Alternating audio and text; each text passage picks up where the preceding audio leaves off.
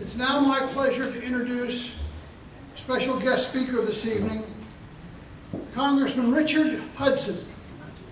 Elected in November 2012, Congressman Hudson represents the 8th Congressional District. He's serving, presently finishing his first term in the United States Congress. Richard is a graduate of Myers Park High School right here in Charlotte, and he earned his BA in History and Political Science from UNCC, University of North Carolina at Charlotte, where he served as student body president. Prior to being elected to Congress, Richard founded Cabarrus Marketing Group, a small business in Concord, North Carolina that provides strategic communications, consulting, and business development services. A small businessman. Richard served as Chief of Staff for 3 different members of Congress, gaining valuable insight into how he could shake up the status quo in Washington. He was District Director for Congressman Robin Hayes and led the Congressman's North Carolina offices for 6 years. Today, Congressman Richard Hudson serves on the House Agricultural Committee, which, as we know, is incredibly important not only to the 8th District, but to all of North Carolina. That's where he works to reform, and he serves, by the way, on the Education and Workforce Committee, where he works to reform education, empower workforce, and grow the economy. He is also on the Homeland Security Committee, where he works to better protect the American people and our national resources. Richard is currently chairman of Homeland Security's Subcommittee on Transportation Security. Richard is an avid hunter, an outdoorsman. He has served on a number of boards and commissions. He and his wife, Renee, live in Concord and attend Crossroads Church. Richard, however, is not the most famous member of the Hudson family. We all followed Hoover in Richard's 2012 campaign, his lovable and beautiful bulldog. And we cried, shed a tear, when Richard lost Hoover a little over a year ago. But now his new pal Hank has captured our hearts and the spotlight. So we look forward to seeing him star in Richard's re-election campaign ads. Richard, welcome. We look forward to hearing from you. Thank you so much. Thank you so much. I really appreciate this. And let me just tell you, it is my great honor that you allow me to work for you and to represent you in the United States Congress. And I can't thank you enough for giving me this opportunity. And it's such a pleasure to be here with you tonight. This is the 3rd stop today. We've done 5 or 6 of these in a couple weeks. I don't know how you statewide candidates do it. I've only got 12 counties, but I tell you, every time I come home to Union County, whether I'm touring businesses, meeting with farmers, or here home with my friends in the Republican Party, it's always a warm homecoming, and I thank you so much for that. People a lot of times ask me, how do you do it? How do you go up there and deal with Nancy Pelosi and all those folks up there? And I tell you, Pastor Whitson, it's because thousands of you are praying for me back here, and I thank you for that. And please continue to pray for Renee and me, and keep lifting us up, because it means so much. And Joe Brown, good to see you here too. These guys are heroes of mine, and I appreciate you praying in Jesus' name to start this meeting, because that sets the tone, right?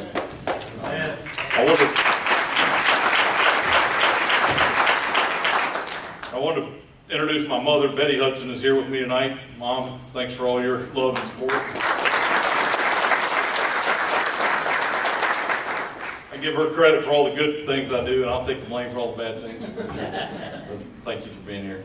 I tell you, as I think about this election, the last couple of presidential elections, the Democrats dominated with their slogans. Remember Hope and Change? Remember last year, that old Socialist Party slogan of Forward? Well, I say this time we set the tone with the slogan. I want to borrow a phrase from their presumptive nominee, Hillary Clinton, and I think the slogan ought to be, what difference does it make? You know what I'm talking about? Y'all remember when she testified before Congress on the Benghazi? And they were trying to get information out of her, and at one point, exasperated, she just said, oh, what difference does it make? Let's throw that back in their face. Exactly. Let's ask that question. What difference does it make that a United States ambassador was murdered by terrorists over 15 months ago, and not one person's even been interrogated, let alone brought to justice over it? I'll tell you what a difference it makes.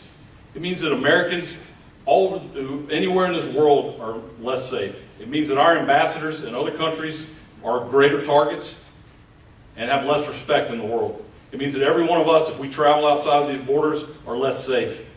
It means that even here in our homeland, we're less safe. Because terrorists realize they can kill an American ambassador and get away with it.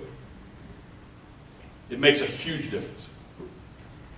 I would ask, what difference does it make that our president is perfectly happy playing second fiddle to Vladimir Putin? What difference does it make? It makes a huge difference to the people dying in the streets of Kiev. It makes a huge difference because 15,000 Russian troops invaded Ukraine today. After our president said, oh, don't invade. And Vladimir Putin treated that with the exact same seriousness that he treated the threat of a red line in the Syrian desert. It makes a huge difference because a Russian warship, listen to this, a Russian warship docked in Cuba this week. Can you believe that? And what's our response? A Democrat president almost took us to war with Russia over them interfering in our hemisphere and sending ships into Cuba. And here this president, we don't hear a word about it. Because of him and his incompetence and his lack of leadership, our allies don't trust us and our enemies don't fear us. And that means this world is a more dangerous place, and that means people like Vladimir Putin are acting with impunity throughout the world. The president naively last week said that Ukraine is not some Cold War chess game. The problem with that is Vladimir Putin thinks it is. It's the same thing when our president declared last year that, oh, the war on terror is over. Well, somebody forgot to tell the terrorists. It makes a huge difference. What difference does it make here at home that we have Obamacare as the law of the land now? I traveled all across the district last week and visited a manufacturer right here in Union County. I talked to some contractors whose brother's been in business 30 years in Cabarrus County. They told me that their insurance bill just 2 weeks ago went up 65%. Now think about one of the bills you have to pay going up 65% in your household. Imagine your mortgage or your insurance. And these brothers for 30 years have paid 100% of the insurance to their employees, generous insurance. And now they said, Richard, I don't know what we're going to do. The employees are going to have to pay part of this. I mean, they're going to have to absorb this cost because we can't continue to operate with this kind of money. I think about the woman who's an EMT, and I was talking to her, she said, I work 3 jobs. My husband was laid off, he works part-time. My 3 jobs pay the health insurance. His part-time job pays everything else. And that's before Obamacare's numbers. That's before the increases in premiums.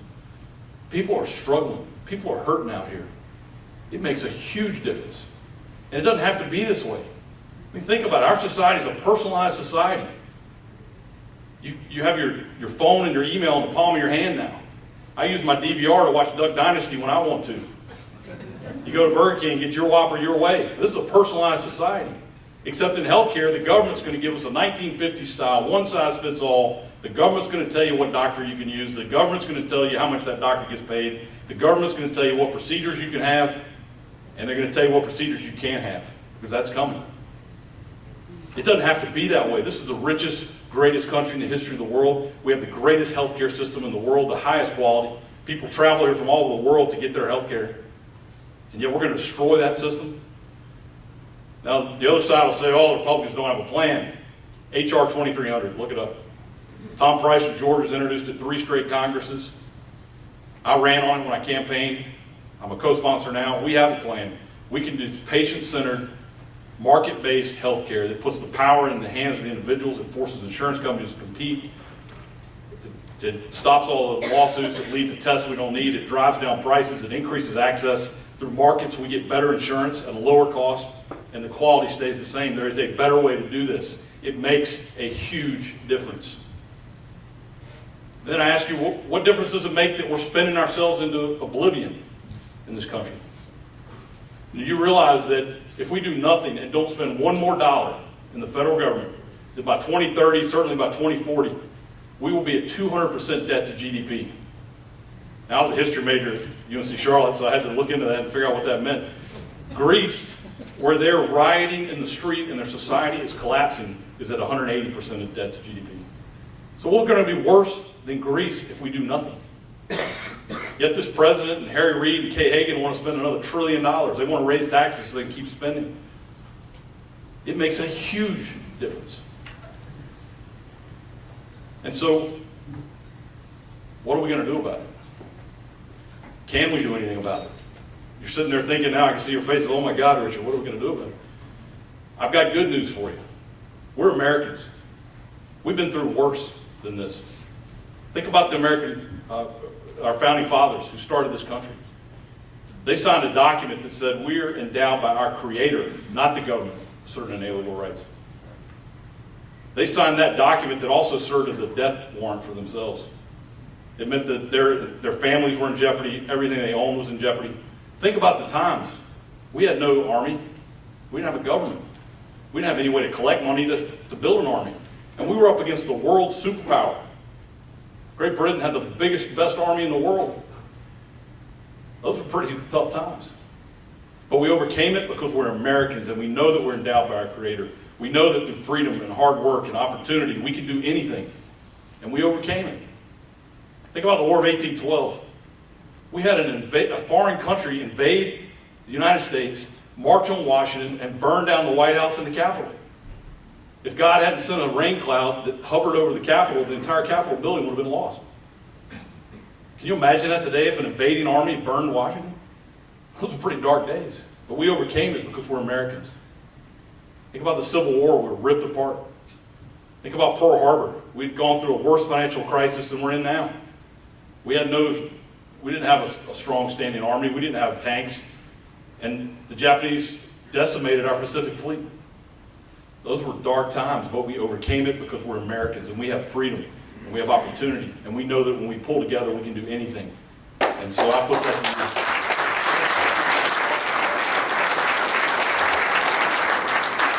to you. So we can do it, but it's going to count. I'm going to count on every one of you to pull together to do that. I'm going to do my part. Thank the Lord I don't have a primary. Thank you all for that. So I'm going to travel this district, I'm going to travel this state, I may even travel this country and work for people like Dan, and we're going to hear from later, to elect conservatives and build this party. And I'm counting on every one of you to do everything you can. We've got to defeat Kay Hagan. And let me tell you, pick your favorite candidate now, because every one of these candidates is better than Kay Hagan.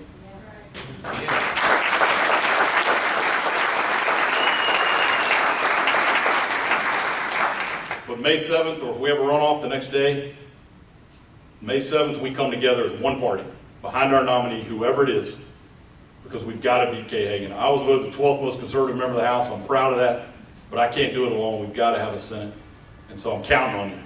So thank you again for the honor of being your congressman. God bless all of you.